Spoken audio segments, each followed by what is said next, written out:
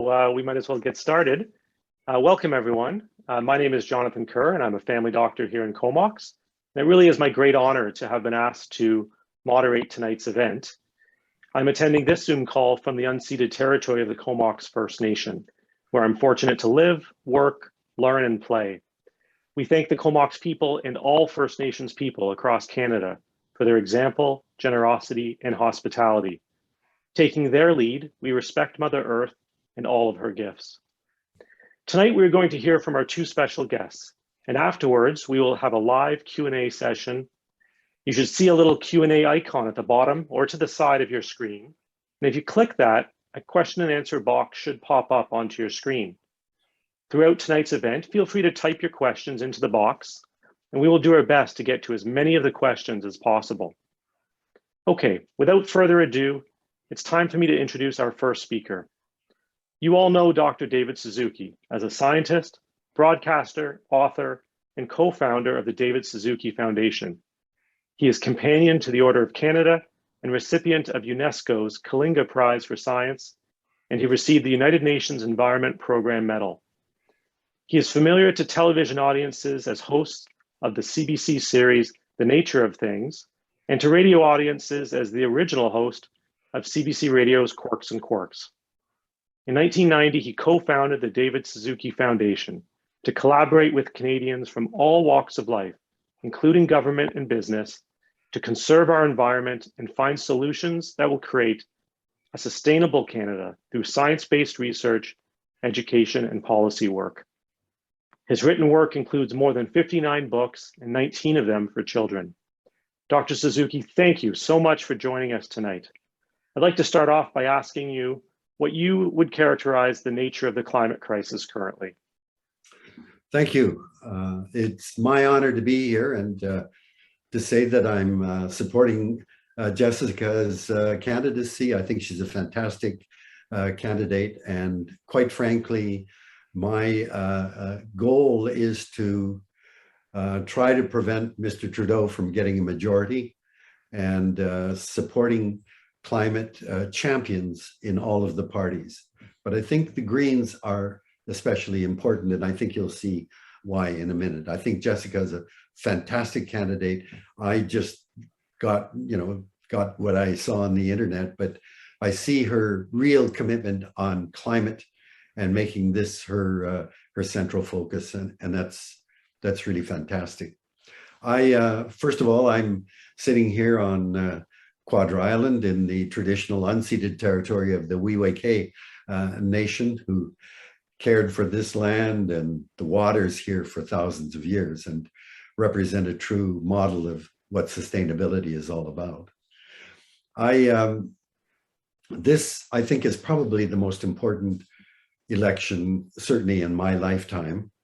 And I think it's important to understand what the issue is. I watched the press scrum after Trudeau dropped the writ as he emerged out of the Governor General's place, and it was amazing to me.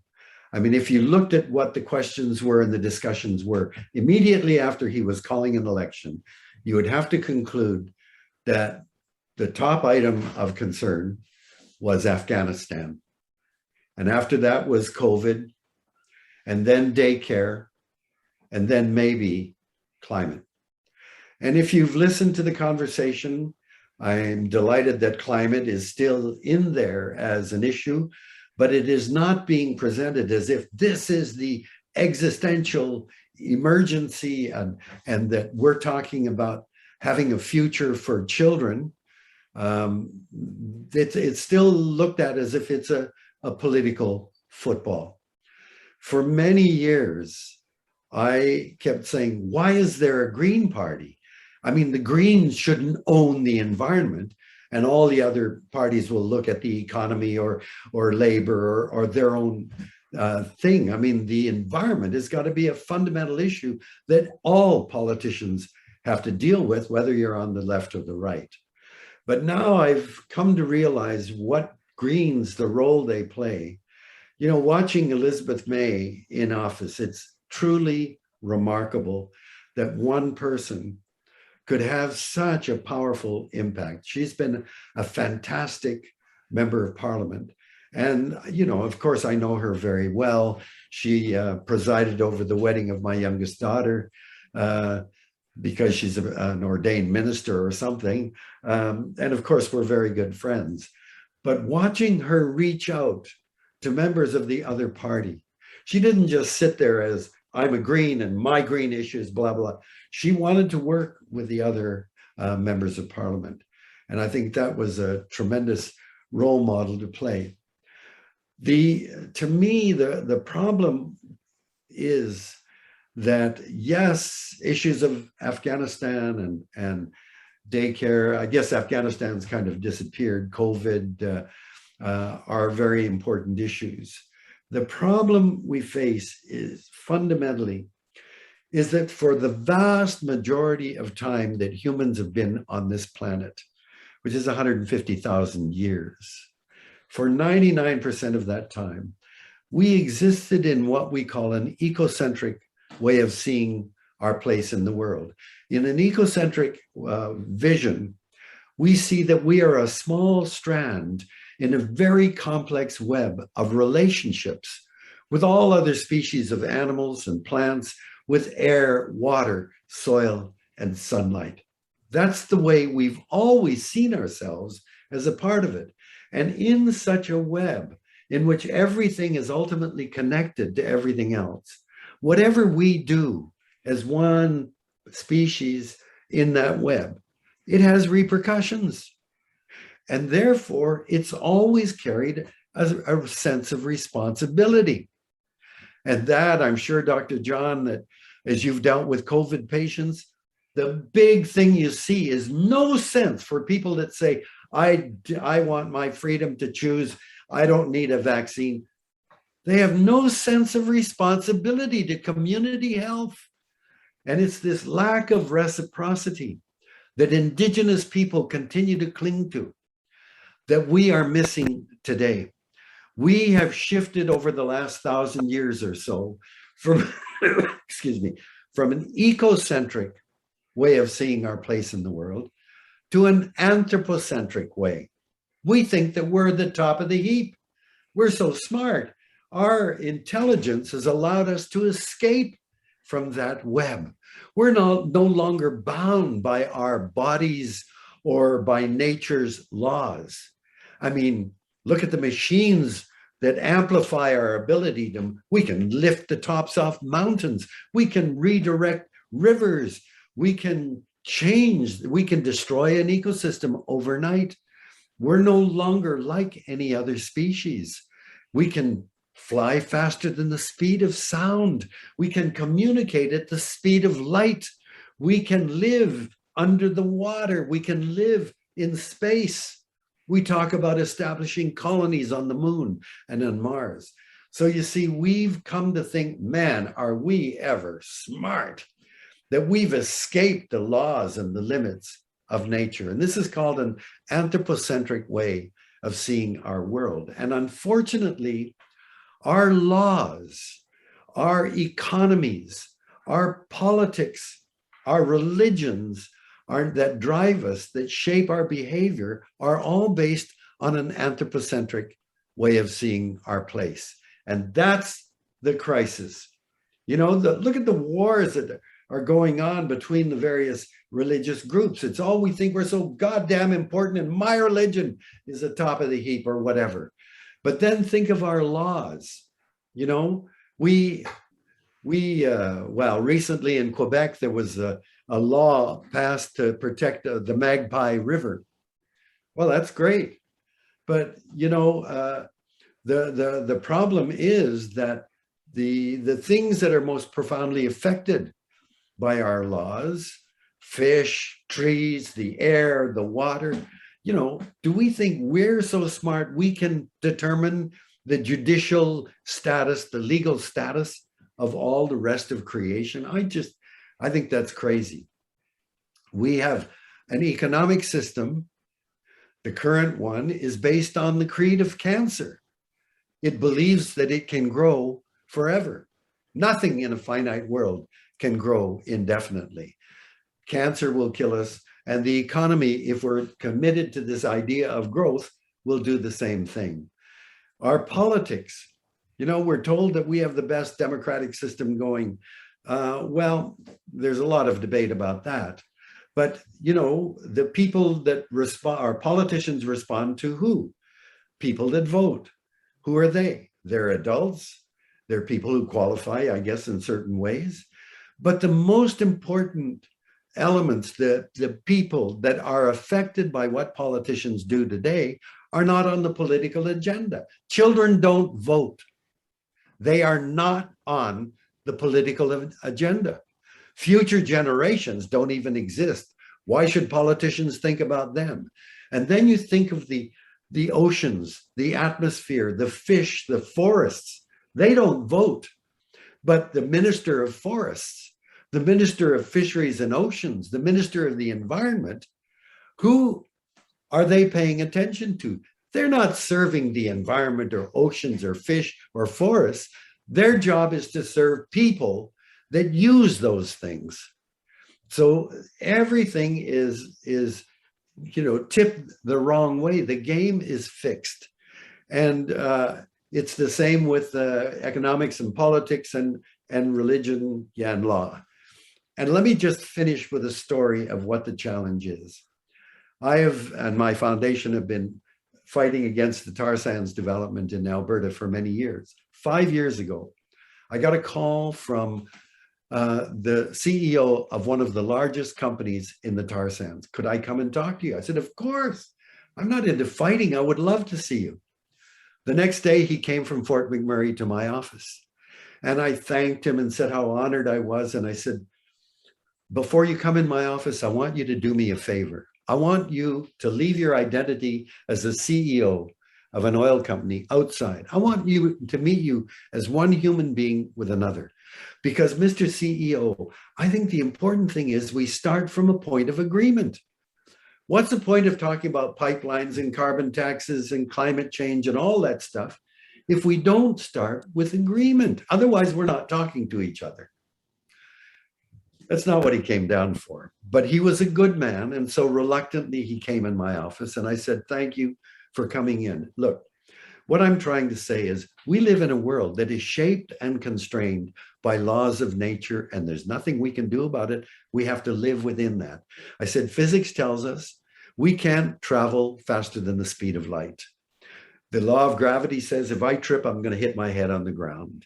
And the first and second law of thermodynamics say you can't build a perpetual motion machine. We understand that. We live within those laws of nature. Chemistry, it's the same. The atomic property of the elements determine melting point, freezing point, boiling point, reaction rates, diffusion constants. That's all dictated to us by the properties of the elements. And we know what we can do within that. And in biology, it's the same. I said, biology tells us there is a maximum number of plants or animals that can be sustained indefinitely. Pass that number and your population will crash. That's determined by what's called the carrying capacity of an ecosystem or habitat. Well, humans don't live within an ecosystem or habitat. We live within the biosphere. But that still tells us that will dictate the carrying capacity of the biosphere. Every biologist I've talked to agrees with me. We are already past the carrying capacity of the biosphere for us. Then I said, Mr. CEO, you and I, we're animals. And I could see he didn't like that. It's one of the funniest things. I gave a lecture once in Austin, Texas, and there were about 3,000 people, a lot of kids in the audience. And I said, kids, if you remember one thing from my speech, remember we are animals. My God, their parents were pissed off at me. This woman came down and said, don't you call my daughter an animal. She's a human being. I said, madam, I'm a biologist. If she's not an animal, is she a plant? We are animals. So I said, Mr. CEO, as an animal, what do you think is the most important thing every human being needs? Well, instead of giving me the answer right away, he went, well, and I could see he's thinking a job, money. I said, if you don't have air for 3 minutes, you're dead. If you have to breathe contaminated air, you're sick. So would you agree with me? Clean air is a sacred gift from nature. And that as those the recipients of clean air, we have a responsibility to protect it because that air is used by all the other animals and plants in the world. And then I said, you and I, we're 60 to 70% water by weight, but our bodies leak water. I said, if you don't have water for 4 to 6 days, you're dead. If you have to drink contaminated water, you're sick. So clean water is like clean air, this sacred gift. And we have so then I went through, and food, we can go a lot longer, but 4 to 6 weeks without food, you die. And most of our food comes from the soil. So clean soil and food. Finally, I said every bit of the energy in our bodies is sunlight. Sunlight captured by photosynthesis, turned into chemical energy. We eat the plants, or the animals that eat the plants, and we store that chemical energy that is sunlight. And when we need to work or move or reproduce, we burn those molecules and liberate the energy of the sun back out. I said, Mr. CEO, those are the 4 sacred elements: earth, air, fire, and water. And the miracle is that those 4 things are cleansed and replenished by the web of living things on the planet. So I said other things, religions, governments, political parties, corporations, currency, those are not forces of nature. Those, we invented them. We can change those things, but you can't change the laws of nature. I said, if you will shake hands with me and agree, I promise I will do everything I can to help you and your company. And the dilemma was, he's a good man, but he couldn't shake hands with me, because if he went back to his shareholders and said, well, I had a discussion with Suzuki and I have to agree, our company must not do anything to compromise the air, the water, and the soil, he would be fired in a second, because that's not his job. And that's the problem when you build these systems of law, of economics, of politics that are all centered around us, that we're leaving out the most critical parts of what keep us alive and healthy. So this is the challenge. This is what Greens are trying to say. Yes, we put the environment at the absolute center because it is the basis of human survival and well-being. Climate crisis is just one of many things that we are doing wrong. And that's why I'm here to thank Jessica for putting herself out and running. I mean, that's a big challenge, just to say, I'm going to offer myself to try to promulgate these values as a politician. Thank you for running, and thank you for running on the basis of your platform. That's what the crisis is. I believe we need climate champions. We need people that see the world through ecocentric lenses in all parties. One of the big powers of the Greens, although your current leader has really put a dent in this, one of the great challenges is that the other parties whip their members of parliament into line. I voted strategically in Vancouver Quadra, where I live, for Joyce Murray, the only time in my life that I have voted for someone whose party won the government. She's a liberal, and she's good. I voted to keep Harper out. She's great. She's a good politician, but she is whipped. She knows the climate file very well, and yet she supports the pipeline because she's a good party member. Greens are supposed to tolerate diversity within them. The Greens do not whip members. And that's a very, very important thing for us to remember as we vote. I've gone on way too long, but thank you very much. Thank you so much, Dr. Suzuki. That was just so inspiring. And my kids are in bed now, but I'll be sure to show them the recording of this tomorrow. That biology lesson that you gave us and the inspiring words were terrific. I'm going to introduce Jessica here, and then we're going to open up the Q&A. I see some questions already coming in. Again, if you joined a bit late and you'd like to ask a question, you can just click the question and answer, the Q&A icon at the bottom of the screen, type it in, and we'll get to as many as we can. So I now have the great pleasure of introducing my friend and our amazing Green Party candidate for North Island Powell River, Jessica Wegg. Jessica actually had an early start as an environmentalist. In grade 7, she became the Environmental Concerns Director at her school, and she hasn't looked back since. She loves to be outdoors with her family, camping, canoeing, fly fishing, hiking, and cross-country skiing. As a civil rights lawyer, Jessica has devoted her legal practice to fighting for causes she believes in, such as representing prisoners who are not being treated fairly, and representing victims of institutional sexual abuse. Since moving to BC, Jessica has been working with the Comox First Nations on various Indigenous legal issues and the BC treaty process. She has been inspired by the openness and generosity of the Comox people. Jessica, I echo Dr. Suzuki's words and say thank you for running in this election and for being a champion of the Green Party principles of sustainability, ecological wisdom, social justice, respect for diversity, participatory democracy, and nonviolence. Jessica, over to you. Thanks, Jonathan.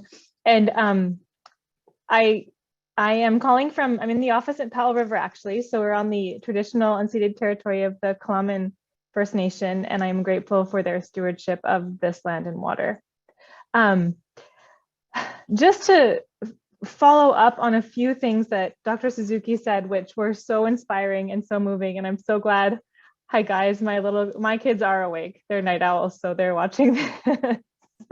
I'm so glad that they got a chance to watch that, and they're the reason that I'm running, because I do not understand how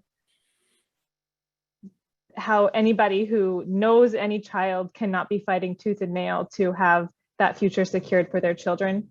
And I think that we need more parents who in Parliament, who that's their passion and they don't care. They will not be distracted by money or corporate greed. They have one goal, and that is to save the planet for their kids. It's a big goal, but that's mine. That's what I'm doing this for. I have no other motivation. You know, and it has been a sacrifice for my kids during this time, and I'm going to keep working for it, because there's no point in anything if they don't have a safe planet to live on. We can't eat money, we can't breathe money. We only have each other, and we tell our kids, we've told them before, that we are animals, and we are the only animals on this planet who actively destroy everything in our paths and are parasites on the place that we live. So we need to change that. And I know that kids and youth are ready to change it, and they don't know the disaster that they're being left. And I'm trying to mitigate that disaster for them in every way that I can. And at the end of the day, I have to know that I have done everything in my power to try to make it better for them. So that's why I'm running. And I'm so honored that Dr. Suzuki said he would do this with me. And I think that we're going to have a really terrific conversation this evening. And I think that we should just get to it. Terrific. Well, the questions are coming in fast and furious here. So if it's okay, I'll start the first one. The question from Steve. He says, my favorite Dr. Suzuki quote is, current economic theory gives evidence of brain damage. How do we break free from the addiction to the belief in an ever-expanding growth economy? Dr. Suzuki? Well, you know, the economic system is really crazy. It wasn't me that said, I just quote that from Hazel Henderson, who's an economist in the States. The problem is that, and Partha Dasgupta just brought out a 600-page paper, he's in the UK, showing that the problem with the economy is that nature is an externality. It's not relevant to the economy. So you destroy an ecosystem, that's just the, you know, the price of doing business. And in his recent book, Mark Carney wrote Values, and he points out, it blew me away when I read it, that in the economic system, Amazon, the company, is worth tens of billions of dollars. But Amazon, the rainforest, the greatest ecosystem on the planet, has no value until it's either cut down, dammed, and flooded, or converted into soybeans. In other words, the standing forest in economic terms has no value. Now, if that isn't a form of brain damage, I don't know what is. But the whole idea of growth, you know, and I talk about exponential growth, that you can't have anything growing exponentially forever. It's simply impossible. And yet we are totally committed to this growth economy. And so we never ask the question, wait, what is an economy for? How much is enough? Are there no limits? Are we happier with all this stuff? We don't ask the most important questions because we just got to keep that economy growing.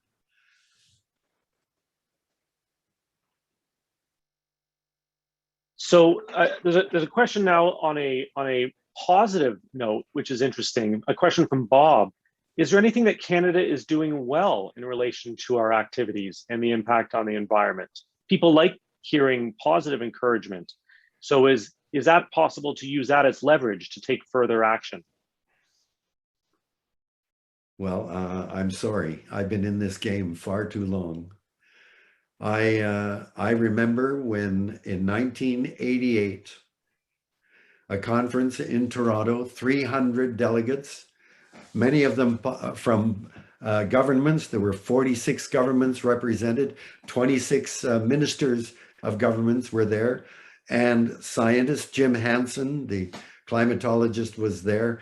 The conference was opened by it was opened by Brian Mulroney, who was Prime Minister at the time. Gro Harlem Brundtland, the Prime Minister of Norway, spoke. Stephen Lewis chaired all of the sessions. And at that time, the delegates said, the science is in. We are performing an experiment, an uncontrolled experiment with our home. That the threat of global warming at that time represents a threat second only to a global nuclear war, and called for a 20% reduction in greenhouse gas emissions in 15 years. That was it. That was the call. If we had done it, and study after study showed that not only was it achievable, but that we would save tens of billions of dollars. We didn't do anything. We just kept our economy going and pumping out all of our emissions. I was there in 1992 at the Earth Summit in Rio when George Bush watered down the target so that they said, let's cap our emissions at 1990 levels by the year 2000. Canada signed that. All the while, we kept our emissions growing. I was there at Kyoto in 1997. We signed that, and we agreed to cap our emissions and reduce by 5 to 6% by 2010. We signed it. Our emissions kept on growing, and of course, we then elected Stephen Harper, who said, "Oh, we can't keep using 1990 levels as our standard. Let's change it to 2005." So allow 15 years of continued growth. And then, of course, he pulled us out of Kyoto, the only country that signed to pull out of Kyoto. Oh, so when Justin Trudeau was elected in 2015, wow, we thought that's great. Here's a guy, he's a father of young children. He should know. And he went to Paris and said, Canada's back, signed the Paris Agreement. And 3 years later, he bought a pipeline. So what are we supposed to be happy about? I'm sorry. If we're talking about this country, it is shameful. We have the highest emissions per capita of any of the G7 countries. We're one of the top 3 countries of emitters in the world. What do we want? We're supposed to be good about? I don't get it. So this is interesting because there's a lot of questions coming in around on this theme. So is hope there? Is it still possible? I'll ask Jessica, you've been out visiting many communities. You're on Texada Island today and Powell River tonight. You've been to the north of the island and everywhere in between. When you're on the campaign trail and talking to voters, talking to citizens, are you hearing from them that there's an awakening, that there's a real interest in climate, the climate crisis? Or is it, jobs, economy, those types of issues? What are you hearing the most? Well, I'm hearing a lot about the climate, obviously, and it's sort of the nature of the beast. If you're running as the Green Party candidate, that's what people are interested in. But to go back to an earlier point, today we talked about the importance of hope and the importance of not giving up, because when we give up, when we lose hope, there's no point anymore. And as long as we have even a kernel of hope that there can be something better and we can do something about it, then we can be motivated to get something done. If we have no hope, there's no point. We have to have hope. We cannot let that go. And I have hope for my kids, because otherwise there's no point for any of it. And Uncle Bobby, I love your question. And the positive thing is that I am running, and there are people who care a lot and who are working really hard. So that's the hope. Let's stay with Texada Island for a second. Tom from Texada Island asks, Dr. Suzuki, how do we explain to the electorate that humans are in ecological overshoot? And then there's those implications to our lives and the planet.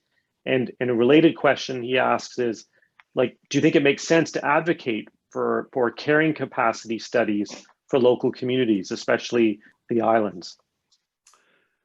Well, I think it's, it's very, very late. The one person that has really been calling it out is Bill Rees, UBC's, he's an emeritus professor now.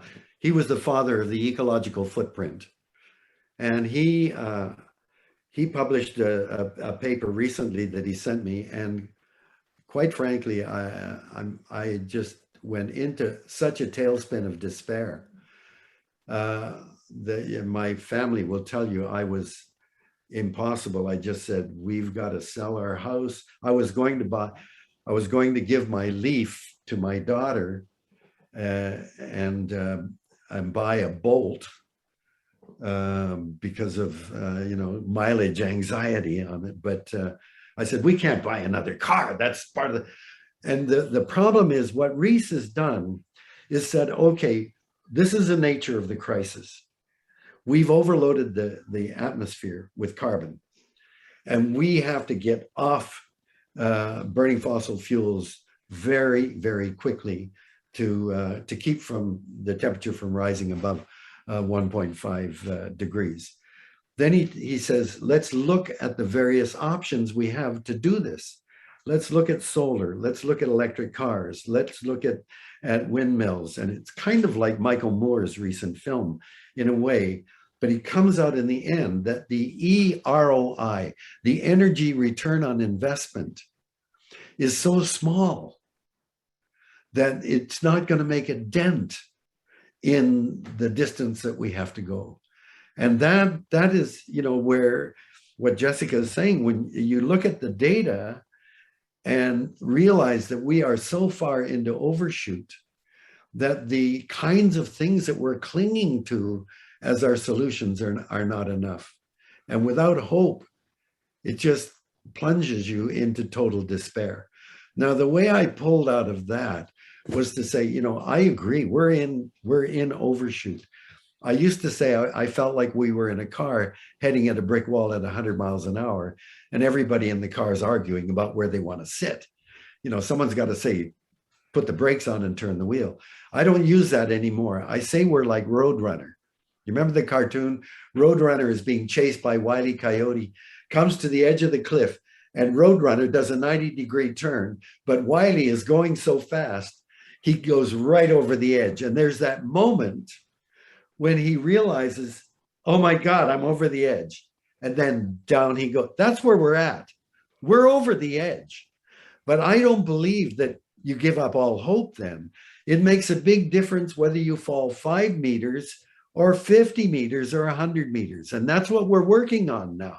We have to constantly work. And what that says is we got to get the hell off fossil fuels very, very fast. And where I think Reese's story, yes, I agree that the science is there, but you have to start. And what these various things are is the beginning. I agree. In the end, we can't all have private cars, even if they're electrified. But the first thing we got to do is get the hell off the gas guzzlers in the first place. But when you do an analysis of all the energy it takes to mine the metals, to process them, to manufacture, deliver, then the EROI is very small. But you got to get started. And that's why I've been supporting Seth Klein, who's got a climate emergency unit. He wrote this book, A Good War. And he showed that when you make the commitment, then magic happens. All kinds of things that you cannot anticipate, all kinds of things happen. And if you look at Canada's record, this rinky-dink country of 11 million people in 1939, 1 million Canadians signed up to put their bodies on the line. They joined the forces in order to fight to win the war. And then you look at the impact economically. Our GDP grew by 2.5 times. By the end of the war, there were 150,000 people in the aviation industry. We were the 4th largest airplane producer. Before the war, we were producing 40 planes a year. You look at that and you say, my God, nobody could have anticipated, but you just said, we got to win this war. And that's, I think, the important thing. So yes, we're into overshoot, but we've got to work our asses off to see that we have a softer landing than the one we're headed for right now. So there's a segment of the population, Dr. Suzuki, that are, COVID-19, skeptics, and likewise with climate change, right? There's a segment of the population that are climate change deniers.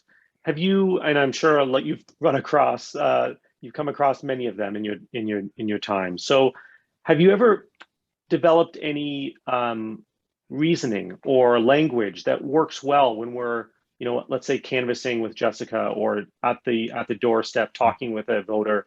How do you reach climate deniers? No, it's the same thing as arguing. I've been asked many times to debate creationists, and I never do, because we're not talking to each other. We're talking from fundamentally different ground rules or basis. That's why I use the example of the CEO of the oil company. We can't talk about it because we're starting from a different foundation. And so, the most important thing with the COVID deniers, there are people that get into these conspiracy tunnels, and boy, once they're down that, there's just no arguing. But my position is that COVID is a public health issue. And if you politicize what is a medical scientific issue, then look what happens in Alberta. Look at what happened when Jason Kenney tried to politicize COVID and say, it'll destroy the economy if we keep locking down. Look at it. And I say exactly the same thing is happening with climate. Do you not think you have a responsibility? But if you're denying it, I say to people, look, if all Albertans want to dig up every bit of their oil in the tar sands and burn it, as long as it stays within Alberta, good, go ahead and do it. I don't give a shit what you want to do. But of course, you can't say that. Air doesn't belong to anybody. It's shared around the world. So doesn't that mean we have a responsibility? And it's that lack of reciprocity that Indigenous people tell us over and over again. Yes, you thank your creator for the gifts from Mother Nature, but you have a responsibility then to act properly to ensure that she can continue to be so abundant. And that's what's missing in the discussion about vaccines, in the discussion about climate change. There's no sense of reciprocity, of responsibility. You want to be free? Freedom comes, but with a responsibility. You don't just have freedom to do anything you want. You belong to a society in which there are responsibilities. I say to COVID, and my wife disagrees with me on this, I say if people who've had access to vaccines, governments have done a very good job of making it accessible. When you say, no, I don't want to do that, you are opting out of your social responsibility then. You don't have a bubble of air that belongs to you so that you can breathe it in or out. You're opting out. So then when you do get COVID, don't come to our public facilities and ask for us to take care of you. You've opted out of that. You have no sense of responsibility. Why should we then have a responsibility to you when you develop COVID? That's my sense. We need that sense of reciprocity, that we have responsibilities that go with our freedoms. Well, it's a terrifically passionate and well thought out answer. So appreciate you to being so honest with that. I'm going to go to Jess with the next question. Doug asks about, and this is a bit of a political issue, provincial, federal, kind of that Venn diagram, how things match in both. The BC NDP government is a tragic example of this party's track record, campaigning with ecological assurances and then acting differently. So Jessica, how do you discuss that at the door, given the differences between the federal NDP and Green Party policies? And the question from Doug is, do you believe that Vancouver Island voters will come through on Monday and have a green sweep of the island? I wish that Vancouver Island voters would have a green sweep of the island. I think we're going to do well than they're projecting, because the media is not being, for example, Paul Manley has been ahead in their own polls this whole time. But if you believe what the media is saying, it's very, very close. And you better think twice about voting green if you don't want to get the Conservatives or the Liberals in, and then vote strategically. So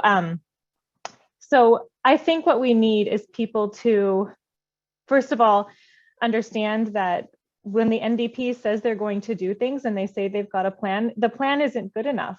And they're not being honest with themselves because, and this goes back to what Dr. Suzuki was saying, the NDP members are whipped. So they can say that they want to cancel TMX until the cows come home. But if they're not allowed to do that when push comes to shove and they've got to be whipped, then that doesn't mean anything. And I challenged Rachel Blaney on this in a previous all candidates debate. And I said, you've signed the pledge to cancel TMX and do everything you can do to cancel TMX. You've promised your constituents now that that's what you're going to do. Will you actually do that if your instructions are from Jagmeet and from the NDP writ large not to do that? And she didn't answer the question. She said that Jagmeet had been very clear and he was against TMX. And I said, he hasn't been very clear. He's been really equivocal. What will you do if that comes down to it and you're the party whip? And she said, oh, well, you don't understand how this works, and wouldn't again answer the question, because what she would do is whatever she was told to do. I don't have to do that. I can do what's right because it's right and not because somebody tells me to, and I don't have to do anything that I believe is wrong. So that's that one. That's that part of the question, I think. As far as what the BC NDP have done, they are a disaster, and it's appalling what they're doing and what they have done, and their laissez-faire approach to the environment is destroying it. If I could add, one of my greatest disappointments is that an NDP insider, Jerry Scott, worked for the David Suzuki Foundation for 10 years, heading up our climate group. He knew darn well one of the most effective things that we have economically is to put a price on carbon. And yet he left us, the foundation, to go and work for the NDP. During that election, they came up with a political slogan, axe the tax. This is from a guy that worked for us for 10 years and knew damn well that this was amazing, that Gordon Campbell had passed the first carbon tax in North America. There were many other things that we could criticize Gordon for on his environmental record. But that was something you had to say, great, we're proud of that. But no, the NDP just chose axe the tax. And again, it's provincial, but we have a provincial government, an NDP government that called an election when it simply wasn't needed, because Horgan saw a chance to gain a majority, and he did. But week after week after week, on Monday morning on Vancouver CBC, we have representatives from the Greens, the Liberals, and the NDP speaking. The person speaking on behalf of the NDP is a paid lobbyist for LNG, is a paid lobbyist for Shoppers Drug Mart, Shoppers trying to get in, giving shots, intruding a private sector into our health system. And he's now lobbying for the long-term care homes, where most of the deaths in Canada have occurred. You don't think there's going to be some kind of inquiry into that? And this guy is a paid lobbyist for these companies, and he's in there talking about what the NDP is about. I think it's absolutely disgusting and disgraceful. He's worth his weight in gold to the private sector. That's Mo Sahota. Dr. Suzuki, you mentioned a minute or two ago about carbon pricing and carbon taxing. Do you think that's a carbon pricing policy is an effective enough lever to fight climate change to a significant degree? Well, I think it could be if it was way higher. Say, let's start at $100 or $150 a ton. But it's just it's an economic instrument. We need laws now. We have to set hard targets. What the government has set a target of what, 2035, or is it earlier, to get only electric cars? What has Trudeau said? It should be within a couple of years. We need hard targets, and we have to be bound to meet those targets, and only governments can do that. I'm convinced that if we seize climate as the issue we have to beat, then all the parties will be in on it together. As Indigenous people keep telling me, look, we're all in the same canoe. Let's paddle together. And that's what we have to do. And then the public is dying to know, what can I do? I'm convinced if we start a campaign in a year, we can get the Canadian public to reduce our energy use by 25%. Why do I think that? Because I saw it happen in Japan with no laws, nothing. After Fukushima, the Japanese reduced their energy use by 25%. Now, damn it all, I think that we could do that as well. But we also need laws and hard targets. What Trudeau is boasting now is the net zero by 2050. 2050, we're going to be totally off emissions. Wow, that sounds impressive. Wait a minute now. How many elections will there be between now and 2050? At least 7, probably more. And as you know, every government acts as if what the other government did, that's crap, we'll throw that out. What, and how many MPs in office now will still be in office by 2050? None. So who can we throw in jail or fine for not meeting the target? 2050 is not a target at all. It's just a political statement. That's not serious. Let's get serious and set hard targets beginning now. So on that then, Dr. Suzuki, there's a question here from Mark. So he says, I think what both you and Jessica are saying is that the way to reach people and create change is through inspiration, not through, intellectual arguments or shaming or guilt. So how would you inspire Canadians to make the huge changes that you're talking about? It's got to be through love. If you don't love your children, then bloody well, we don't deserve to exist as a species. This is why Greta has had such an enormous impact. Here is a child cutting through all this other stuff and just saying, I take science seriously. And what scientists are saying is, why should I go to school? I don't have a future. And, you know, she's had more impact than all of the environmentalists put together. It's a huge, I like to think that we prepared the stage so at least she could do that, but give Greta credit. She's cut through all of that stuff and no one can argue with her because she has no vested interest in anything.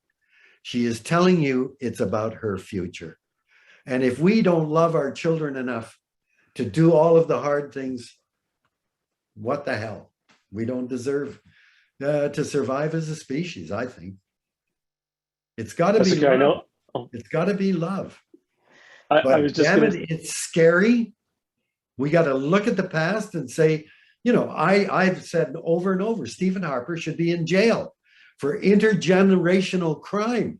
He was willfully blind to something that as a leader of this country, he should have faced up to, because Canada, of all the industrialized countries, Canada is susceptible to climate change more than any of the others. We're a northern country. We're already warming at more than twice the rate, the average rate of the planet. In the north, it's 4 times the average global increase. And Inuit have been telling us that for decades. Canada has the longest marine coastline of any country in the world. Sea level rise is going to impact us more than any other country. And then you start thinking of agriculture, forestry, fisheries, tourism, winter sports. Damn it all, the impacts of climate on Canada are going to be immense. And to actually actively suppress discussion about climate change, to dismiss it as crazy economics, if that isn't criminal, it's an intergenerational crime. I can hear my husband from across the water cheering at you. I mean, you know, I think it was in, I think Iceland when the housing market collapsed and they actually charged the banking system and they brought criminal charges. That's how you address things. If you're serious and you know, put your money where your mouth is and bring criminal charges if they're necessary. Exactly. Mount Polley, the greatest mining disaster in North America, nobody's gone to jail.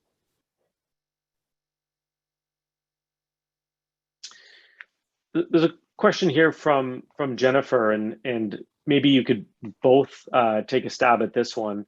You know, it's really, so we've talked a lot about policy and big things that government could do. This is really at an individual level. So like, what's the single biggest thing that an individual can do to lessen our impact on the earth? We all want the magic bullet. There is none. There is none. But, you know, to me right now, the most critical thing is this election and who we vote for. That's the critical thing. But then, of course, there are books out, 100 ways to save the planet, you know, 10 most effective ways, blah, blah, blah. There's all those books. You know, I think one of the most important things that we all do is the way that we consume. My mother and dad married during the Great Depression. And because of that, that was the most formative experience of their lives, growing up during the Depression. And they hammered the lessons home, you know, save some for tomorrow, live within your means, share, don't be greedy, help your neighbors, you'll one day need their help. And the most important lesson was you have to work hard for the necessities in life. But you don't run after money as if having fancy clothes or a big car, or a modern house makes you a bigger, more important person. But now, you know, that's changed it. Ever since the end of World War II, the economic advisors to the American president said that we've got to transform our wartime economy. You know, economies are great in war. That's why the United States is constantly at war. It's great for the economy. But they said, how do we transform a wartime economy to a peacetime economy? And their answer was consumption. We've got to make Americans worship at the altar of consumption.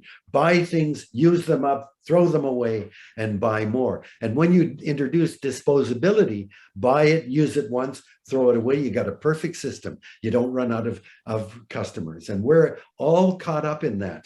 And, you know, after the war, we were very, very poor, and clothing it was a big deal to buy clothing. And I remember we were moved from BC to Ontario, and it was cold. I'd never had cold winters like that.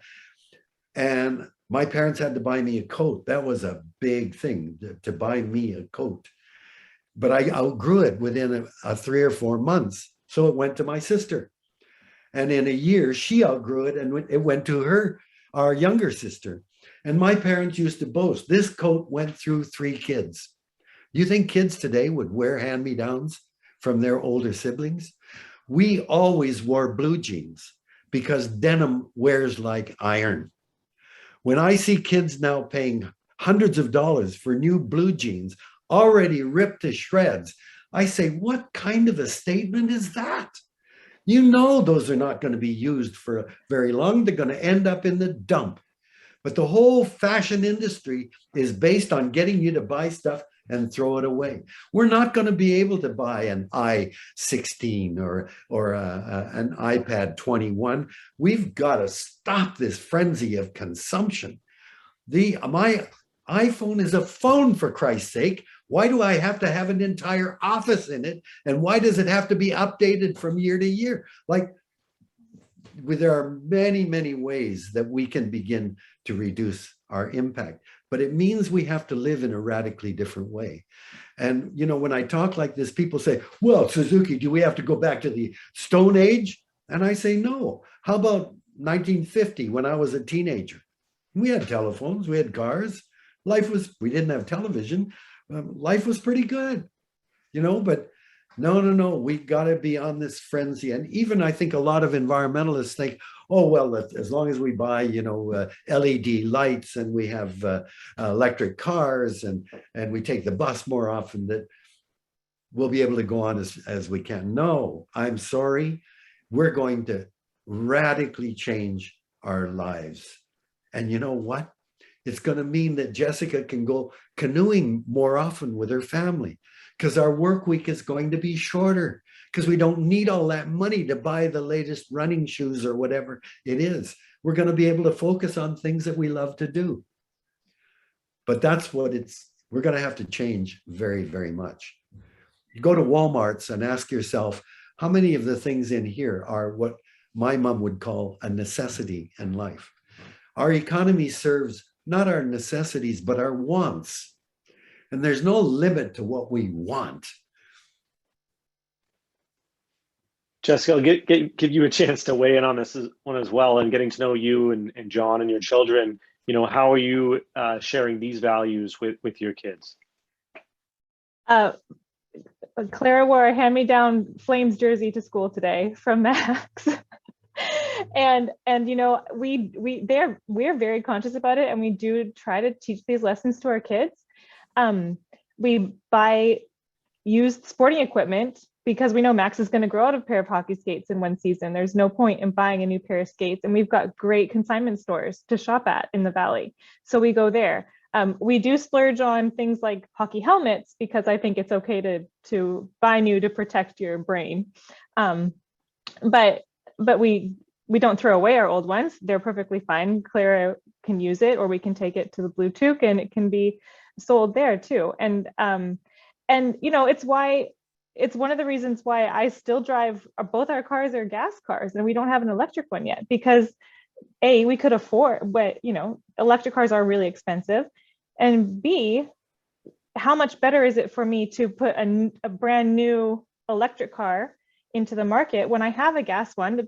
It's got 450,000 kilometers on it. It doesn't have, it's 2007. It's going to die eventually. But you know, not just wasting it because there's a new kind of technology. I think it's fair to accept that we can phase these things out, and we can't expect people to just switch everything all of a sudden and be paragons of climate vision. We have to do that. Big corporations, I don't care. They've got the money, they've got the technology, they can switch right now. They can make big changes right now. But we as people, it's going to take a little bit longer to shift off. And yes, we have to do it as quickly as possible, and we have to make it possible for people to switch as quickly as possible away from fossil fuels. But we can't ignore the fact that there is it's wasteful too to just dump everything at one moment and switch to something new. I think we can transition off of fossil fuels. For individual people, it can be a little bit longer, I think, than it can be for corporations. I've got no patience for profiteering and for corporations who have known all along that what they're doing is poisonous and wrong, and they're just doing it because they can still make so much money off of it. There are so many really, really good questions left. I'll ask one more, if that's okay with you, Dr. Suzuki, that's related to this topic. It is from Fred, and he asked, on this topic of personal consumption, what's your opinion of a fair share of carbon emissions with a universal personal carbon cap? I don't know. I don't know what it is. I've for over 10 years now, I bought gold standard carbon offsets because my biggest sin is flying. And but that's not reducing my footprint. It's just a salve to my conscience. It's not reducing my footprint. And I think too often we find, and this is what governments are going to do, they're going to find ways of weaseling out by claiming certain things are reduction in emissions without stopping stopping our emissions. They should be stopped. I don't know. I think we have to start individually. As I say, my greatest sin has been flying. And I've always justified it by saying, well, I'm offsetting by the UN gold standard, but I have to do it for television. And now we're doing a very important program that I've been pushing to do for years on geoengineering, because I think we're being pushed to a point where, as we realize we're into overshoot. I know what's going to happen. It's going to be too late to be able to reduce down to zero. And we're going to say, we got to geoengineer. In other words, we've got to take over the atmosphere, and we've got to know, have we ever been able to do anything managing any aspect of nature successfully? No, we don't know enough to do that. And you only have to look at the negative impacts of some of the things that we've done. But I think that's what's going to happen. We're going to have to say, oh, we got to capture all the carbon and put it in the ground. We've got to spray reflectants into the atmosphere, or send umbrellas into space, some crazy ass scheme. But I think the important thing is that we all have to realize we've got to change and find what the ways to reduce most effectively are. One of the simplest things to start with, I think, all of you who are parents of school children, don't drive them to school. That's one way to start right away. That's great. Well, we're just after 9 o'clock here, and I wish we could go on longer. We really have so many great questions left, and I'm sorry we couldn't get to all of them tonight.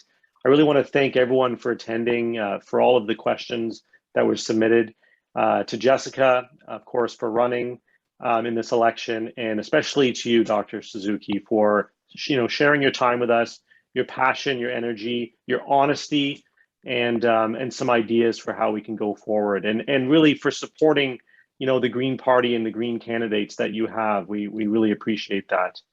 The election's a few days away, and I really do encourage each of you to get out there and vote for our planet, vote for meaningful action on climate change, and vote for Jessica or for the Green Party candidate in your riding. If you have a mail-in ballot and you forgot to mail it, that's okay. You can bring it to your local Elections Canada office.